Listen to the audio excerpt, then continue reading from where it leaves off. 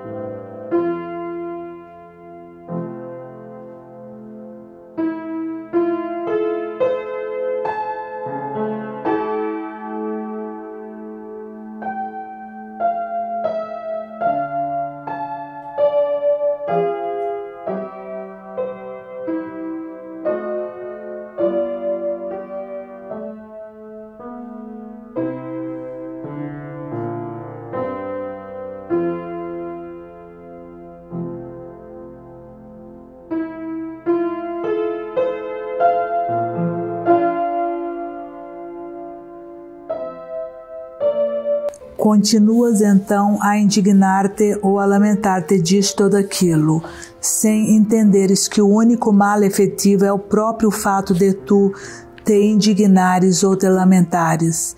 Se queres saber a minha opinião, eu entendo que nenhum motivo de aflição existe para o homem, além da própria circunstância de ele julgar que a natureza contém em si motivos de aflição. No dia em que eu deixar de poder suportar o que quer que seja, deixarei de poder suportar-me a mim mesmo. Falta-me a saúde. É parte do meu destino. Os escravos adoeceram, os rendimentos foram-se, a casa abriu rachas, caíram sobre mim prejuízos, ferimentos, preocupações, perigos. Tudo isso é natural. Direi mesmo mais, é inevitável. São condições a que estamos obrigados, e não meros acidentes. Se tens alguma confiança em mim, revelar-te-ei totalmente os meus mais íntimos sentimentos. Eu formei o meu caráter no meio de toda espécie de circunstâncias aparentemente desfavoráveis e duras, mas não me limito a ceder à vontade dos deuses. Dou-lhes mesmo a minha concordância, submeto-me espontaneamente, e não apenas por tal ser inevitável. Nunca me acontece nada que eu receba com amargura ou de má cara. Não há imposto algum que eu pague contra a vontade. Ora, todas as ocorrências que nos causam gemidos ou receios são somente os impostos que a vida nos exige. De tais impostos, meu caro Lucílio, não poderás esperar, nem sequer pedir isenção. Andaste aflito com uma dor na bexiga, recebeste notícias pouco consoladoras, tens sofrido contínuos prejuízos, irei mesmo mais longe, estiveste em risco de vida. E então, quando desejavas chegar a velho, não sabias que tudo isso estava implícito no teu desejo? Numa longa vida, encontra-se de tudo, tal como numa estrada longa se encontra poeira, lama e chuva. Eu desejava viver, sim, mas ao abrigo de todas essas contrariedades. Ah, que palavras tão efeminadas, tão indignas de um homem! Vamos a ver como tu aceitas este voto que eu te faço, e faço não só de boa vontade, mas com a melhor das intenções. Possam todos os deuses conseguir que a fortuna nunca te cubra com as suas boas graças. Pergunta a ti próprio, no caso de algum deus te proporcionar a opção, se preferirias viver no mercado ou no acampamento militar. É que viver, Lucílio, é uma milícia. Os homens que são mandados para a frente, que realizam marchas forçadas e duras, por montes e vales, que afrontam as missões mais arriscadas. Esses são os heróis, são os soldados de elite, aqueles que se deixam ficar cobardemente numa vergonhosa ociosidade. enquanto os camaradas afrontam o risco, não passam de umas rolinhas que se escondem dos ataques. Enganas-te, caro Lucílio, se pensas que o luxo, o desprezo pelos bons costumes e aquilo que cada um em geral critica, na sua própria época, são vícios do nosso tempo. Tudo isso é próprio dos homens, não das épocas. Nenhuma era esteve isenta de culpa, se tu puseres a avaliar o desregramento de cada época. Envergonho-me de o dizer, nunca ele foi mais patente do que no tempo de Catão.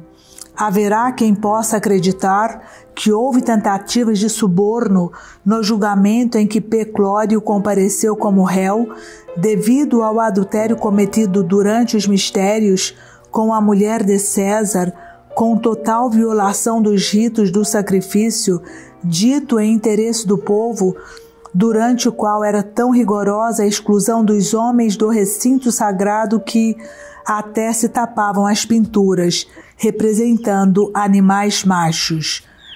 Pois não só foi oferecido dinheiro aos juízes, como ainda o que ultrapassa em abjeção o próprio suborno, se praticou estupro, para cúmulo, sobre matronas e adolescentes da nobreza. Foi menos desonroso o crime do que a absolvição. O réu de adultério compartilhou os seus adultérios e não se sentiu seguro da absolvição, antes de ter tornado os juízes iguais a si. E tudo isto sucedeu durante um processo em que, se mais não houvera, Catão comparecera como testemunha. Cito-te as próprias palavras de Cícero, pois o caso excede quanto se possa crer. Convocou os juízes para sua casa, prometeu, garantiu, ofereceu. Mais ainda, ó bons deuses, que perversidade! Passar a noite com determinadas mulheres e em entrevistas galantes com adolescentes da nobreza foi prenda suplementar oferecida a vários juízes. Já nem vale a pena deplorar o salário, o pior de tudo foi o suplemento. Interessa-te a mulher daquele indivíduo austero? Queres antes a deste ricaço?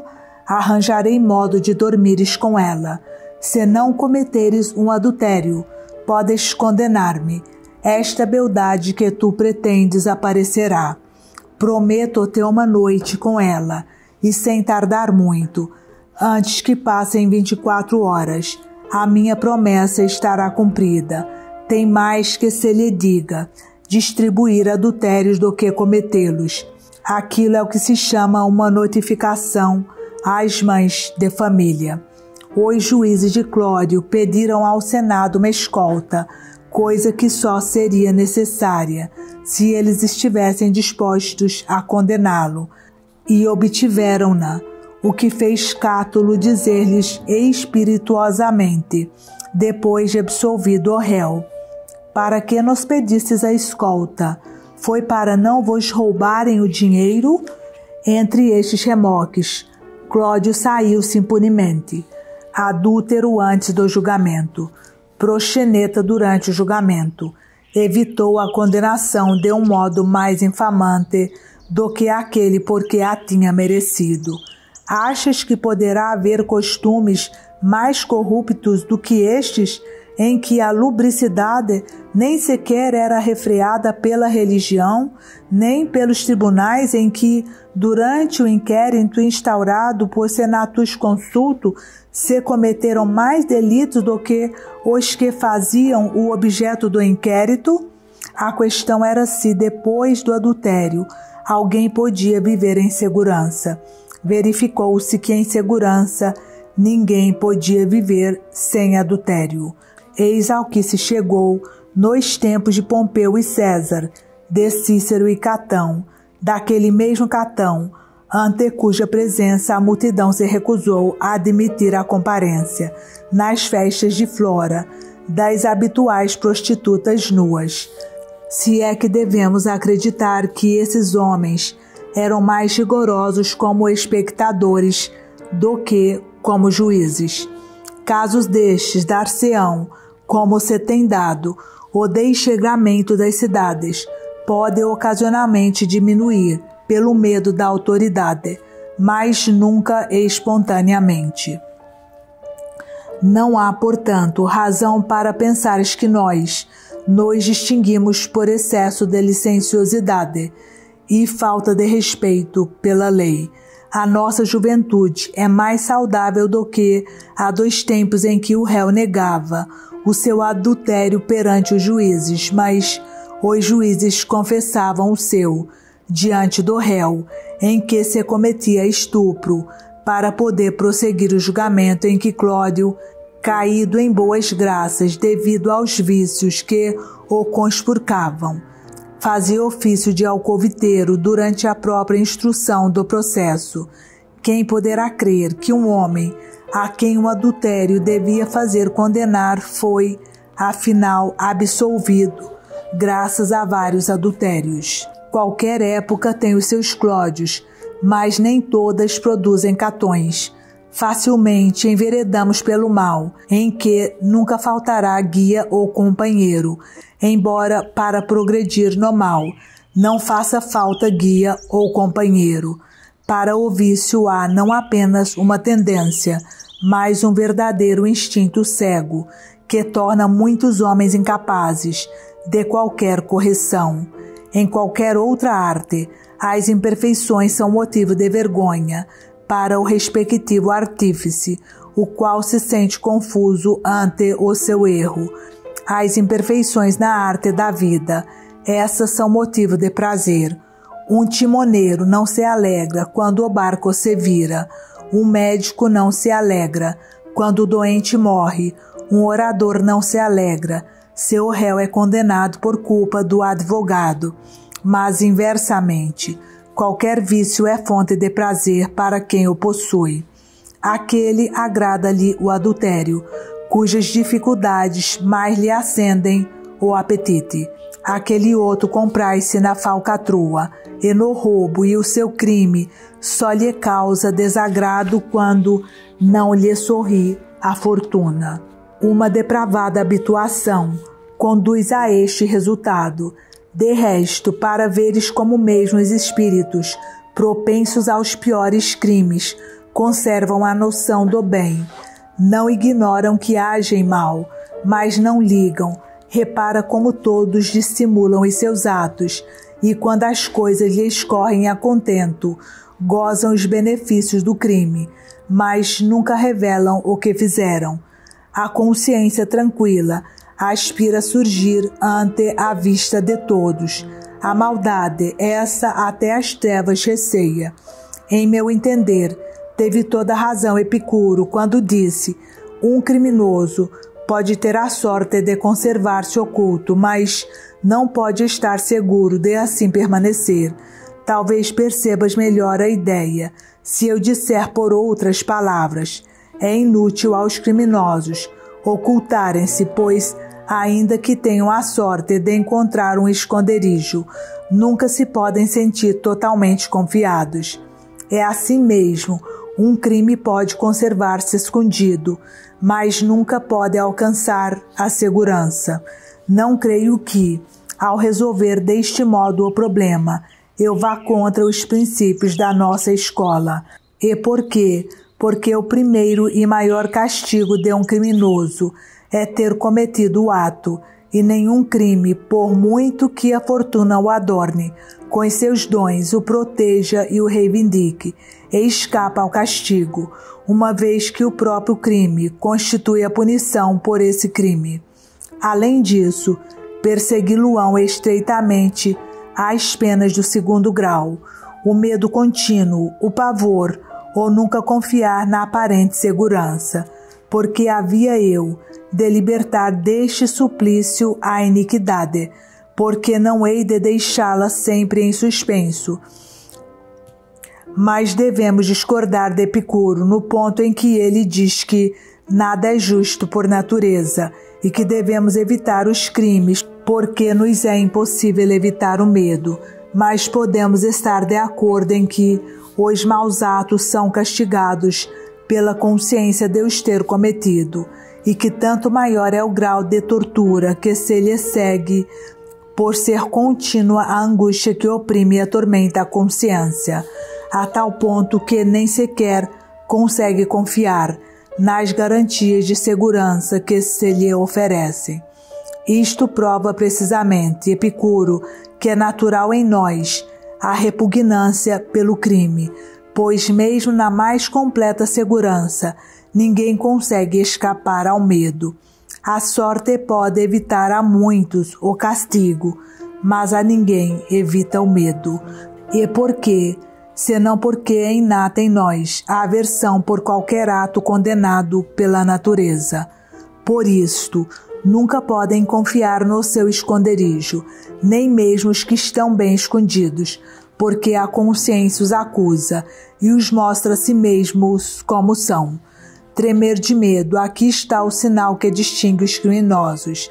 Imperfeita seria a espécie humana, pois muitos crimes escapam à lei, à justiça, às penas estabelecidas, se a natureza não fosse a primeira a exigir, desde logo, reparação, e se o medo não atuasse como sucedâneo do castigo. Acredita que ninguém é feliz quando treme pela sua felicidade. Não se apoia em bases sólidas quem tira a sua satisfação de bens exteriores, pois acabará por perder o bem-estar que obteve. Pelo contrário, um bem que nasce dentro de nós é permanente e constante e vai sempre crescendo até o nosso último momento. Todos os demais bens, ante os quais se extasia o vulgo, são bens efêmeros. E então, quer isso dizer que são inúteis e não podem dar satisfação? É evidente que não, mas apenas se tais bens estiverem na nossa dependência, e não nós na dependência deles. Tudo quanto cai sob a alçada da fortuna pode ser proveitoso e agradável, na condição de o seu beneficiário ser senhor de si próprio, em vez de ser servo das suas propriedades. É um erro pensar-se, Lucílio, que a fortuna nos concede o que quer que seja, de bom ou de mal. Ela apenas dá a matéria com que se faz o bom e o mal. Dá-nos o material de coisas que, nas nossas mãos, se transformam em boas ou mais. O nosso espírito é mais poderoso do que toda a espécie de fortuna. Ele é quem conduz a nossa vida no bom ou no mau sentido. É nele que está a causa de nós sermos felizes ou desgraçados. Um homem mau faz tudo redundar em mal, mesmo quando aparentemente as coisas se apresentavam excelentes. Um espírito justo e íntegro sabe corrigir os erros da fortuna, sabe pela sua mesma sabedoria temperar as ocorrências adversas e difíceis de suportar. Um tal espírito é capaz de acolher a felicidade com gratidão e temperança, de enfrentar a adversidade com firmeza e coragem. Imaginemos um homem experiente, que não faz nada sem ter analisado totalmente a questão, que nunca tenta nada que esteja acima das suas forças. Tal homem nunca alcançará aquele supremo e completo bem, acima de todas as contingências, se não se sentir seguro em face da insegurança. Se observar os outros, já que costumamos ser melhores juízes em causa alheia, ou se te analisares a ti próprio sem parcialidade, serás forçado a admitir que aqueles bens que tens, por desejáveis e preciosos, te serão inúteis se previamente não te preparares para a falibilidade do acaso e do condicionalismo que o acompanha, se, com insistência, mas sem amargura, repetires a ti próprio em cada contrariedade que os deuses decidiram de outro modo. Melhor ainda, por Hércules, deixa-me arranjar um verso mais enérgico e correto para robustecer o teu espírito. Sempre que te aconteça alguma coisa contrária à tua expectativa, diz a ti mesmo que os deuses tomaram uma decisão superior. Com semelhante disposição de espírito, nada terás a temer.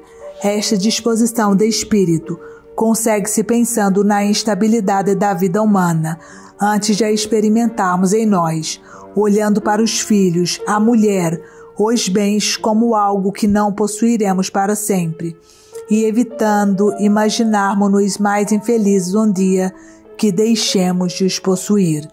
Será a ruína do espírito andarmos ansiosos pelo futuro, desgraçados antes da desgraça, sempre na angústia de não saber se tudo que nos dá satisfação nos acompanhará até ao último dia.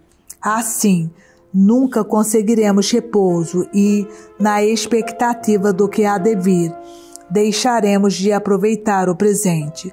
Situam-se de fato ao mesmo nível a dor por algo perdido e o receio de o perder. Isto não quer dizer que te esteja incitando à apatia. Pelo contrário, procura evitar as situações perigosas, procura prever tudo quanto seja previsível, procura conjecturar tudo o que pode ser-te nocivo, muito antes de que te suceda, para assim o evitares. Para tanto, ser-te-á da maior utilidade a autoconfiança, a firmeza de ânimo, apta a tudo a enfrentar. Quem tem ânimo para suportar a fortuna é capaz de precaver-se contra ela, mas nada de angústias quando tudo estiver tranquilo.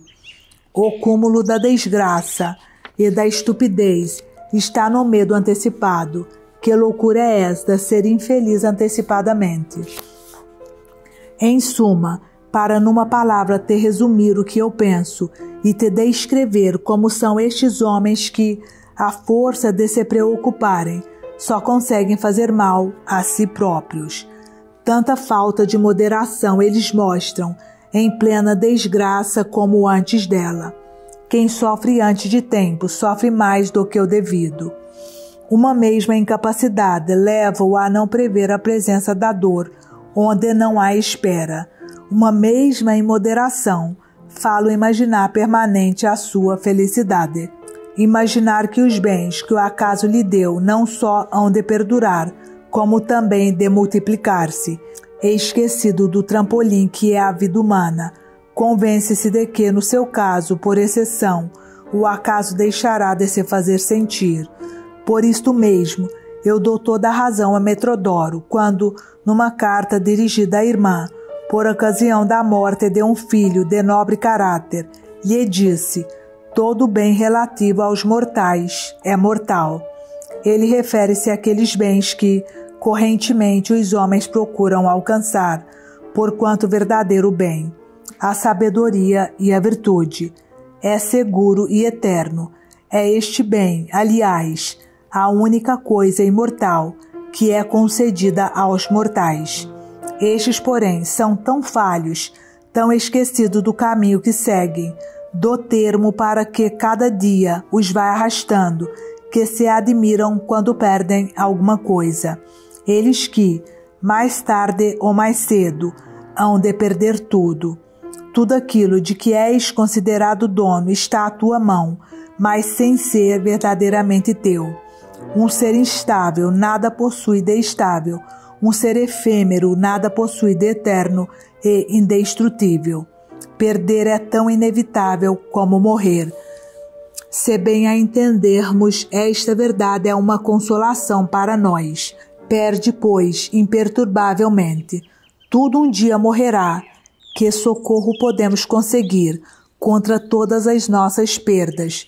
Apenas isto: guardemos na memória as coisas que perdemos, sem deixar que o proveito que delas tiramos desapareça também com elas. Podemos ser privados de as possuir, nunca de as ter possuído.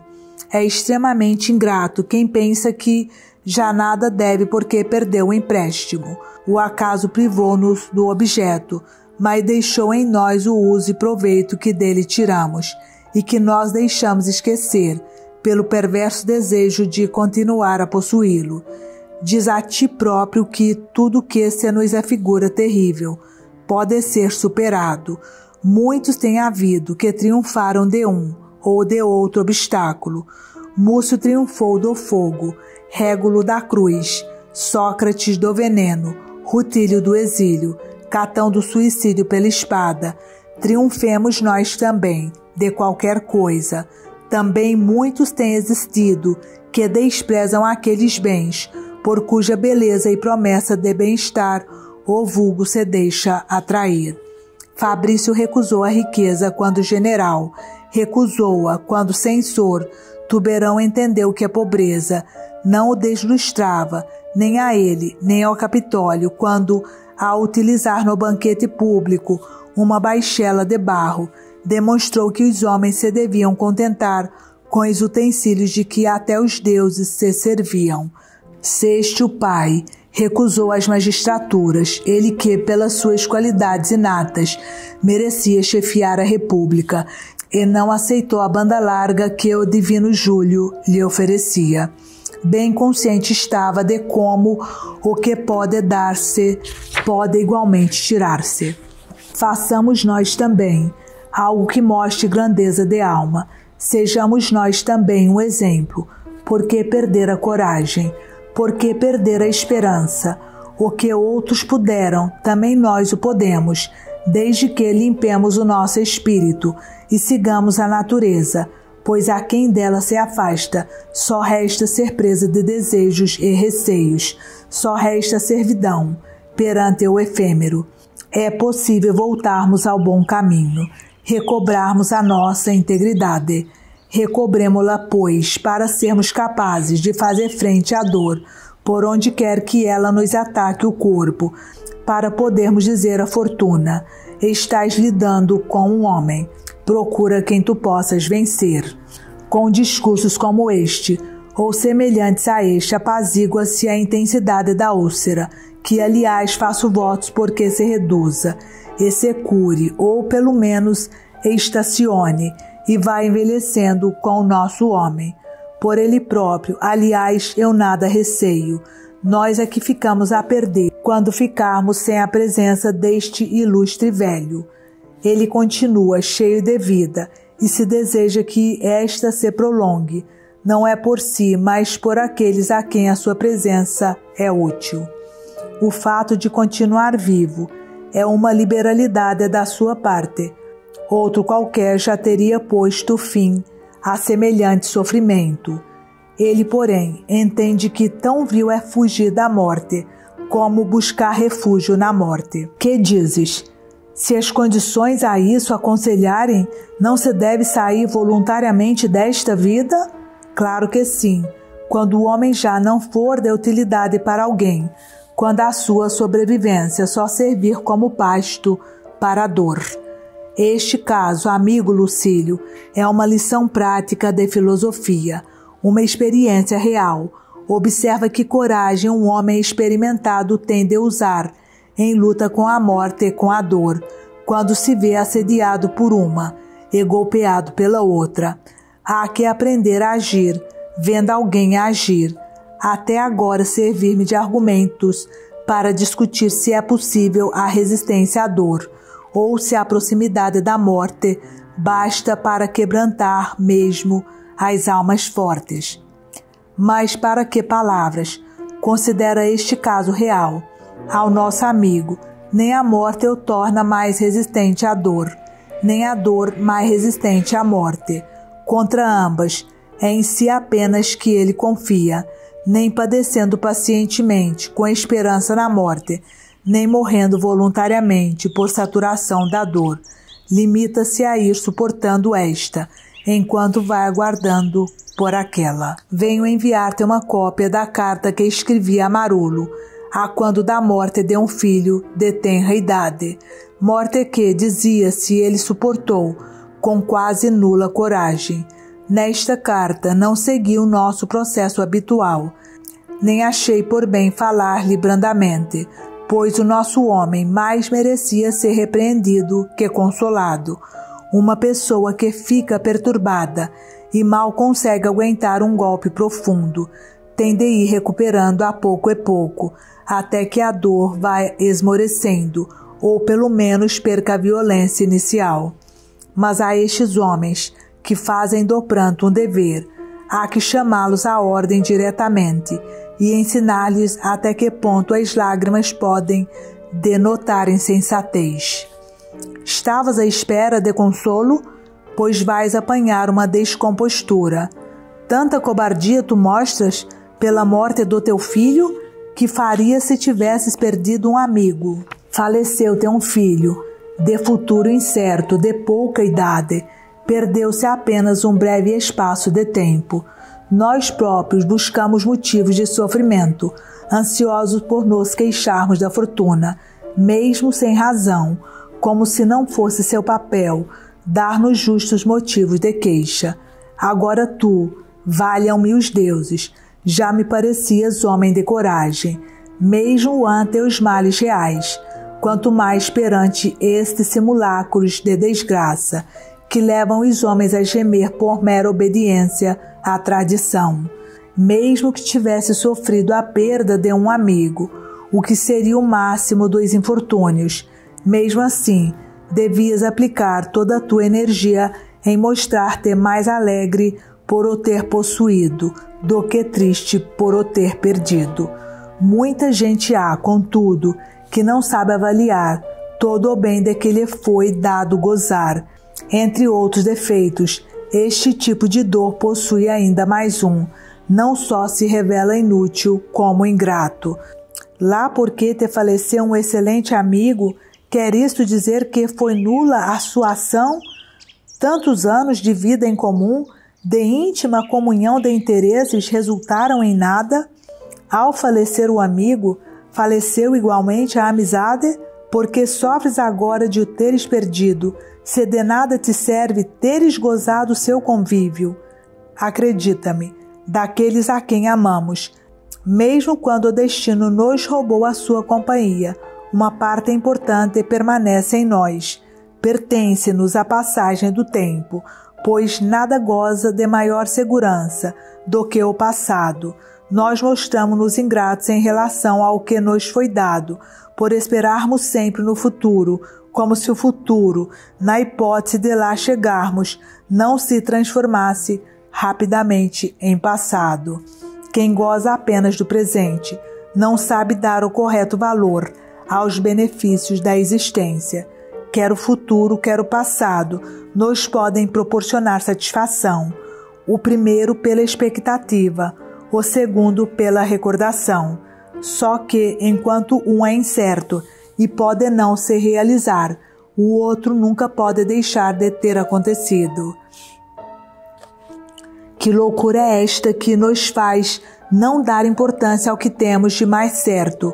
Mostremo-nos satisfeitos por tudo que nos foi dado gozar, a não ser que o nosso espírito seja um cesto roto, onde o que entra por um lado vai logo sair pelo outro. Há inúmeros exemplos de homens que perderam filhos jovens, sem soltar uma lágrima, que ao voltarem do funeral, se dirigiram para o Senado ou qualquer outro serviço público e logo se lançaram ao trabalho. E assim é que é. Primeiro, porque é inútil sofrer quando não se ganha nada com isso. Segundo, porque é injusto lamentarmos-nos por algo que aconteceu a um, mas que há de acontecer a todos. Finalmente, porque não há forma mais estúpida de queixume do que a saudade. E sentir saudades é quase a mesma coisa que chorar um morto. Por isso mesmo, porque nós iremos atrás dos falecidos, tanto maior energia de alma devemos mostrar. Repara na rapidez com que passa o tempo. Atenta na exiguidade desta ínfima fração que nós percorremos a toda velocidade. Considera todos esses seres humanos que se dirigem em massa para o mesmo ponto, separados uns dos outros por intervalos brevíssimos, mesmo quando se nos afiguram muito longos. O filho que tu julgas ter morrido apenas partiu à tua frente. Haverá algo de mais estúpido do que chorá-lo por te ter precedido numa viagem que tu também hás de fazer? Alguém chora por qualquer coisa que sabe de certeza vir a acontecer? Se não pensamos que o homem é mortal, estamos a iludir-nos a nós mesmos. Alguém chora por qualquer coisa que sempre disse ser inevitável? Quem se lamenta por alguém ter morrido está a lamentar a existência do homem. Todos nós estamos submetidos às mesmas leis. Quem nasce tem por força de morrer. Não partimos todos juntos, mas o fim é igual para todos. O espaço que medeia entre o primeiro e o último dia da nossa vida é incerto e variável. Se pensarmos nas doenças, até uma criança pode ter uma vida longa. Se atentarmos na rapidez do tempo, até a vida de um velho é curta. Nada temos que não seja instável, ilusório, mais transitório do que o próprio tempo. Tudo que é humano se altera e, se a fortuna o quiser, se converte no seu oposto, na imensa voragem da existência humana. A única certeza que temos é a morte. E apesar disso, todos se queixam da única coisa que não engana ninguém. Mas ele morreu ainda criança. Bom, eu não direi que seja preferível deixar rapidamente esta vida, mas observemos o caso de um velho e repara quão exíguo é o tempo que ele tem de vantagem sobre a criança. Representa no teu espírito toda a vastidão das profundezas do tempo até atingires a dimensão do universo. Compara depois a essa imensidão aquilo a que nós chamamos o tempo de uma vida humana, e verás até que ponto é diminuta essa extensão, porque nós ansiamos e que fazemos por prolongar. E desse breve espaço, quanto não cabe a lágrimas e angústias, quanto ao desejo da morte prematura, à doença, ao medo, que espaço não ocupam os anos inúteis da inexperiência. Metade da vida passamo-la a dormir. Junta a isso os sofrimentos, as dores, os perigos, e verás como, mesmo numa vida assaz longa, é muito pouco aquilo que vivemos. Quem te garante que não foi afinal mais feliz o teu filho, ao ser-lhe dado partir depressa daqui e terminar o seu percurso antes de se cansar dele? A vida em si não é nenhum bem nem um mal, mas apenas o local onde se encontra o bem e o mal. Ele nada perdeu, portanto, senão uma contingência. Com maior probabilidade de insucesso, ele poderia vir a ser um homem comedido e avisado, poderia, sob a tua orientação, vir a tornar-se um bom caráter, mas também poderia, causa de justas apreensões, vir a tornar-se igual à maioria. Vê todos esses jovens de excelente família que, por pura extravagância, vão combater no circo. Vê todos esses outros que nada mais fazem senão excitar os mais baixos prazeres em si e nos outros, numa libertinagem generalizada, e que nunca chegam ao fim do dia, sem uma bebedeira ou qualquer outra insígne perversão. Nestes casos, é bem evidente que teria havido melhores motivos para temer do que para esperar. Não deves, portanto, buscar tu próprio razões para sofrer, nem aumentar com a tua revolta o que não passou de ligeira contrariedade. Não te estou incitando a que faças um grande esforço para reagir. Não penso tão mal de ti, que consideres ser teu dever recorrer a todas as forças da virtude contra este caso. De fato, a morte do teu filho não é uma verdadeira ferida, mas somente um arranhão. Tu é que transformas o arranhão em ferida. Não tenho dúvidas de que a filosofia te terá sido de grande utilidade no dia em que conseguires recordar com tranquilidade um filho que, ao morrer, conhecia melhor a ama do que o próprio pai. Quer isso dizer que eu te esteja persuadindo a dureza a manter o rosto empedernido, mesmo durante o funeral, a não sentir o mínimo aperto na alma? De modo nenhum. Seria prova não de virtude, mas de desumanidade contemplar os parentes mortos com o mesmo olhar que se contemplavam os parentes vivos, ou não sentir qualquer comoção pela primeira separação dos familiares. Ainda mesmo, aliás, que eu quisesse proibir tais sentimentos, a natureza tem as suas leis. e embora procuremos evitá-las, as lágrimas caem, e caindo aliviam o espírito. O que eu pretendo é que deixemos as lágrimas correr, mas sem nos forçarmos ao pranto. Choremos apenas em proporção com os nossos sentimentos e não em obediência a tradições. Não prolonguemos artificialmente a nossa tristeza, não a estiquemos segundo o padrão comum. A ostentação da dor exige mais de nós do que a própria dor. Sozinhos, a quanto monta a nossa tristeza, quando as pessoas se sabem ouvidas, gemem com mais força e, enquanto se conservam caladas e tranquilas isoladamente, derramam nova enxurrada de lágrimas. Mal veem outros aproximar-se. É nesta altura que se lembram de arrepelar a cabeça, coisa que poderiam ter feito mais à vontade quando sozinhas, que desejam morrer, que se revolvem no leito. Quando não há espectadores, a dor passa logo, tal como em tudo mais. Também nessas circunstâncias, nos deixamos levar pelo vício da imitação dos outros e atuamos não conforme devemos, mas sim conforme é costume. Abandonamos a lei natural e confiamo-nos ao critério das massas, mau conselheiro em tudo e modelo de inconstância nestes casos, como de resto em todos. Quando elas veem alguém suportar com coragem a sua dor, chamam-lhe desumano e sem coração. Quando veem alguém cair por terra e abraçar-se ao cadáver, dizem-no efeminado e fraco. Na realidade, tudo deve ser aferido pelo critério da razão. Nada há mais estúpido do que querer ganhar a reputação de sofredor e fazer ostentação de lágrimas. Lágrimas que, no homem sábio, eu entendo que podem ser consentidas ou espontâneas. Já te explico a diferença.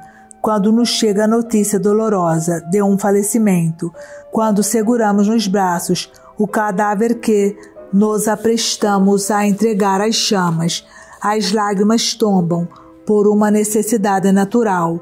O espírito atingido pela força da dor abala-nos todo o corpo e, portanto, também os olhos, dos quais espreme, por assim dizer, a umidade neles habitual.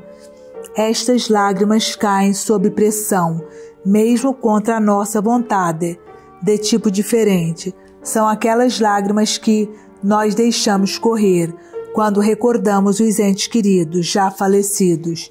Sentimos algo de doce na tristeza com que relembramos as suas palavras alegres, a sua conversação risonha, a sua prestimosa familiaridade. Os olhos então afrouxam numa como que satisfação. As lágrimas deste tipo, consentimos-las. As outras somos forçados a elas. Não há, por conseguinte, motivo algum para que tu retenhas ou solte as lágrimas em função de quem te rodeia ou se senta ao pé de ti. Nunca as lágrimas são tão indignas, quer tombem, quer não, como quando são representadas. Deixas correr espontaneamente. Pode-se chorar, sem perder a tranquilidade e a compostura. Muitos sábios houve que choraram sem perda da sua autoridade, antes com tal comedimento que, mesmo chorando, deram mostra tanto de humanidade como de dignidade. É possível, repito, obedecer à natureza, sem perder o decoro. Tenho visto pessoas que assistem ao funeral de parentes, impondo respeito, mostrando no rosto todo o amor que tinham pelo falecido, mas sem armarem minimamente ao sofrimento. Em suma, com o comportamento exigido por uma emoção autêntica. Mesmo na dor, há que manter a decência. O sábio deve conservá-la e observar nas lágrimas o mesmo justo limite que em tudo o mais. Os insensatos, esses tão exagerados são na alegria, como na dor. Aceita com equanimidade o inevitável. Acaso te sucedeu algo de extraordinário, de inédito? Quantos outros estão preparando um funeral, comprando roupas de luto? Quantos estão agora chorando? já depois da morte do teu filho. Quando pensares que ele morreu criança, pensa também que ele era um ser humano e como tal marcado pela incerteza, um ser humano a quem a fortuna não deixou chegar à velhice. Antes despediu desta vida, quando bem lhe pareceu. Fala dele sempre que tiveres ocasião. Conserva a sua memória, tanto quanto puderes, e essa memória tanto mais frequentemente te acudirá, quanto mais o puder fazer, sem azedume. Ninguém tem prazer em fazer companhia a um homem triste. Ninguém pode passar a vida na tristeza. As conversas dele, as brincadeiras de infância que fazia, se tu as escutaste com prazer, relembras frequentemente. Afirma com decisão que ele poderia ter realizado todas as esperanças que tu conceberas no teu espírito de pai, esquecer os parentes e enterrar as recordações juntamente com os corpos, chorar com abundância, mas não recordar minimamente os desaparecidos, só denota uma alma desumana. Afetos destes são próprios das aves ou das feras, que amam com extrema energia, quase com fúria, mas cujo amor se extingue totalmente quando os companheiros morrem. Uma tal atitude não é própria de um homem sensato, mas sim conservar a lembrança, embora cessando o sofrimento. Não aprovo de forma alguma o que diz Metrodoro, que há uma certa forma de prazer inerente à tristeza, prazer esse que se deve obter simultaneamente com ela. Tenho aqui citadas as próprias palavras de Metrodoro, das cartas de Metrodoro à irmã.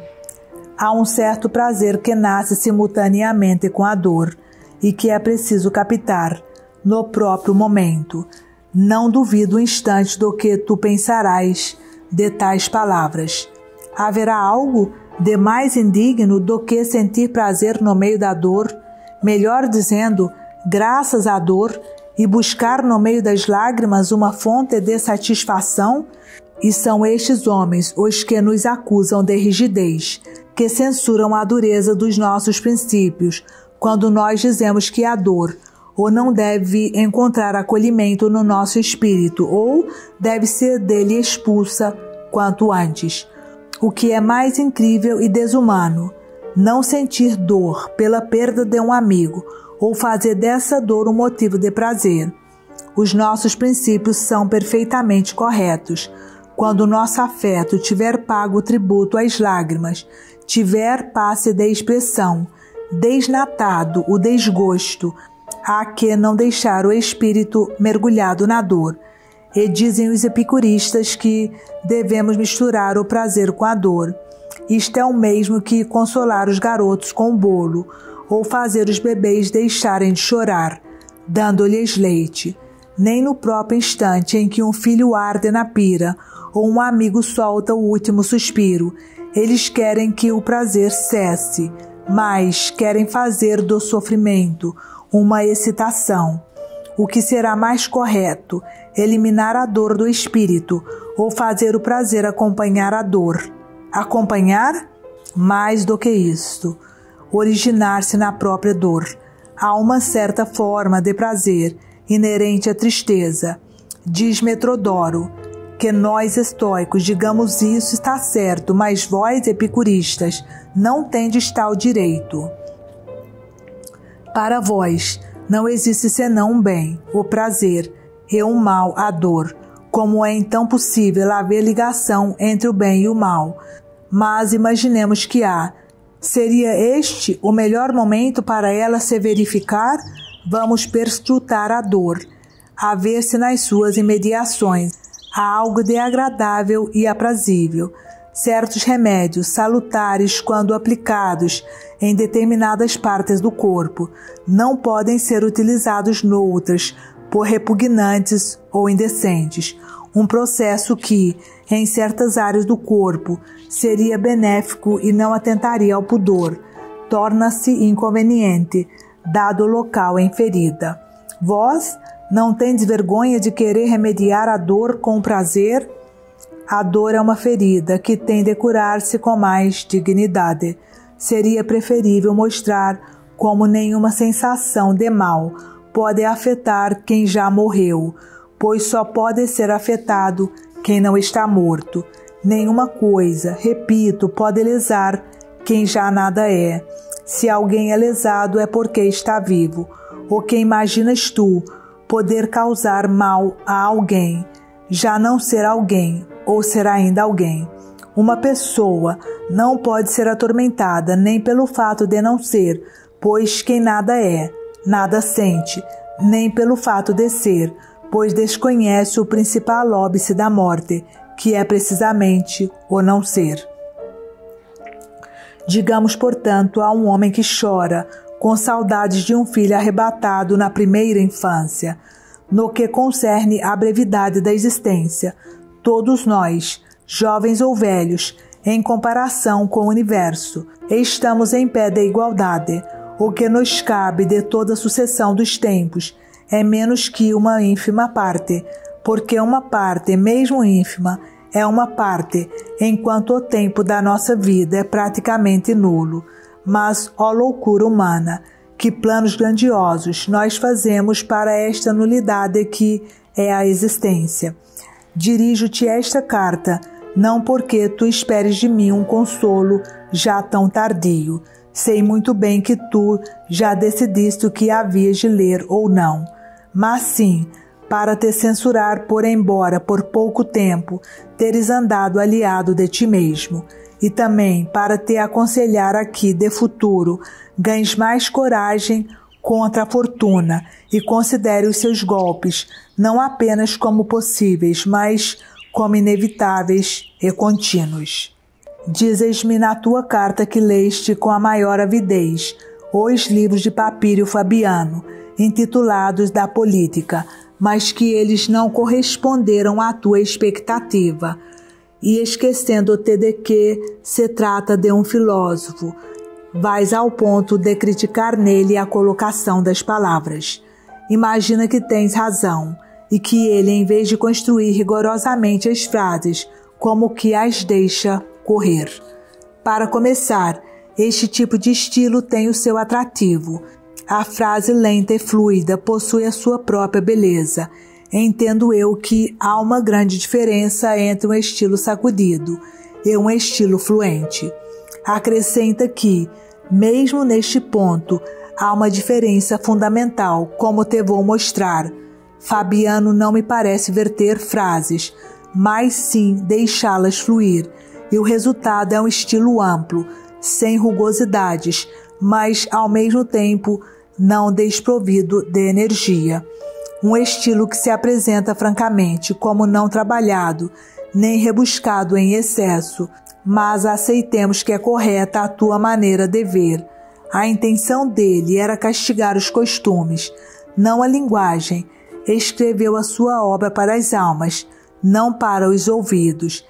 De resto, se ouvisses ler ele próprio o texto, não terias oportunidade de atentar nos pormenores, de tal modo te entusiasmaria o conjunto.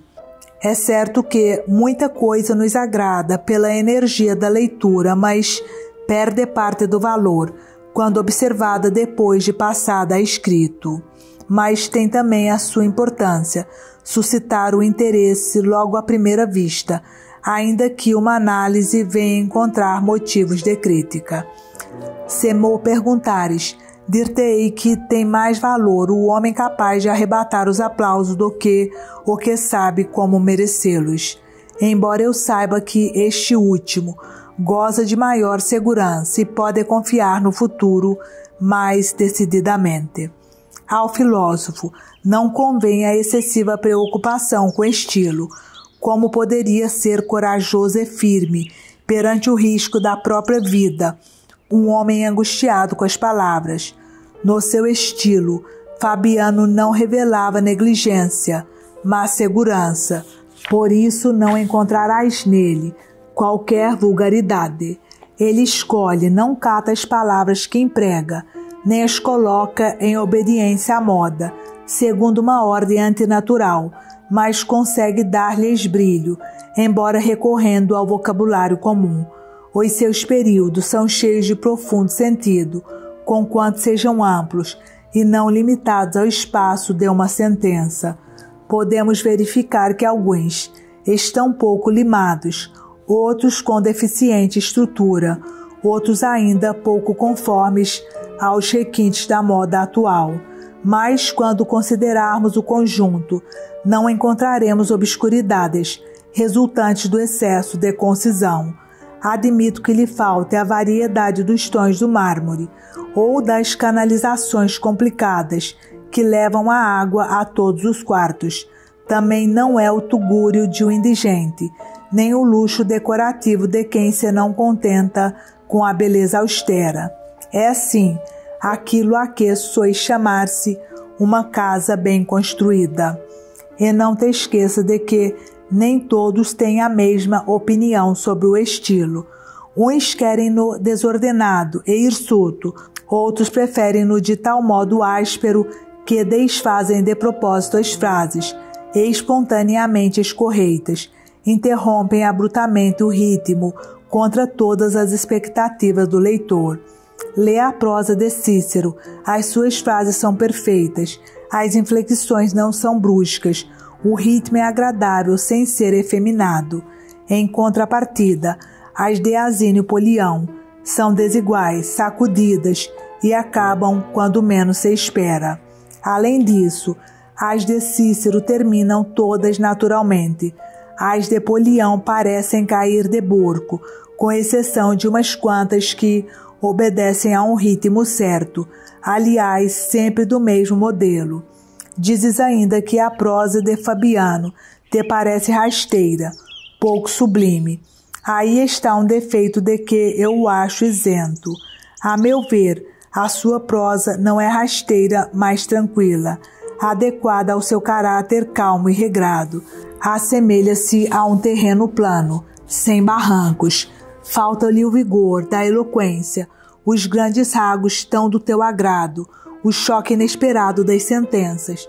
Tomada, contudo, no seu conjunto, é escorreita. Penses o que pensares dos adornos do seu estilo. Talvez o seu modo de escrever careça de dignidade, mas comunica a nós. Indica-me, aliás, qual o autor que tu julgas superior a Fabiano. Cícero, por exemplo, cujas obras filosóficas são quase tão numerosas como as de Fabiano? Aceito. Mas lá, por se não ter uma estatura gigantesca, não se é obrigatoriamente um anão. Asínio Polião? Aceito, mas com uma reserva, só ter 2 à sua frente. É uma excelente posição em matéria tão relevante. Pode citar ainda Tito Livio, já que ele escreveu diálogos de interesse tanto filosófico como histórico, além de obras expressamente dedicadas à filosofia. Aceito ainda este exemplo. Vê, todavia, a quantos Fabiano excede, ele que é ultrapassado apenas por 3 autores, e 3 autores que são os mais brilhantes estilistas. É verdade que Fabiano não é excelente em todos os aspectos. O seu discurso, embora elevado, carece de força, embora abundante, não é violento e impetuoso. É correto, embora sem ser brilhante. Falta-lhe, dirás tu, aspereza na condenação dos vícios, energia ao minimizar os perigos, altivez ao afrontar a fortuna, agressividade ao invectivar a ambição. Eu quero que se condene o luxo, que se exponham ao ridículo os desejos, que se refreie a violência, tudo no estilo que combine a agressividade da oratória, a grandiosidade da tragédia, a mordacidade breve da comédia. O que pretendes é meter Fabiano em cuidados, com algo de somenos importância. As palavras, quando o que ele faz é aplicar-se à grandeza do assunto. A eloquência segue-o como uma sombra, quase sem ele dar por isso. O seu discurso não aflora, sem dúvida. Todos os pontos carecem de síntese, nem todas as palavras são estimulantes e certeiras. Admito. Muitas frases passam ao lado do alvo. Por vezes o estilo deixa-nos indiferente, por ineficaz. Mas em cada página há sempre algo de luminoso. Há uma vastidão imensa, mas que não cansa. Há, enfim, nele um mérito inigualável. É evidente que tudo quanto escreveu foi sentido. Percebe-se que ele agiu assim, para o leitor saber o que lhe agradava a ele, e não para ele agradar ao leitor. Tudo quanto escreveu visa ao progresso moral, à sabedoria, sem de nada lhe interessarem os aplausos. Não duvido que seja este o caráter dos seus escritos, embora deles tenha uma recordação já remota, e conserve uma ideia global, não resultante do contato recente com a obra. Sucede geralmente assim, quando o conhecimento vem de longe. Pelo menos quando eu assistia às suas lições, era assim que eu os via, não sem defeitos, mas com conteúdo, capazes de entusiasmarem um jovem de bom caráter e de nele suscitarem quer o espírito de emulação, quer a esperança de conseguir superar o mestre, o que se me afigura a mais eficaz forma de exortação. De fato, é contraproducente despertar a vontade de imitar, negando a esperança de o conseguir. Além disso, tinha uma linguagem abundante, sem nada de especial, a nível de pormenor, mas excelente na globalidade.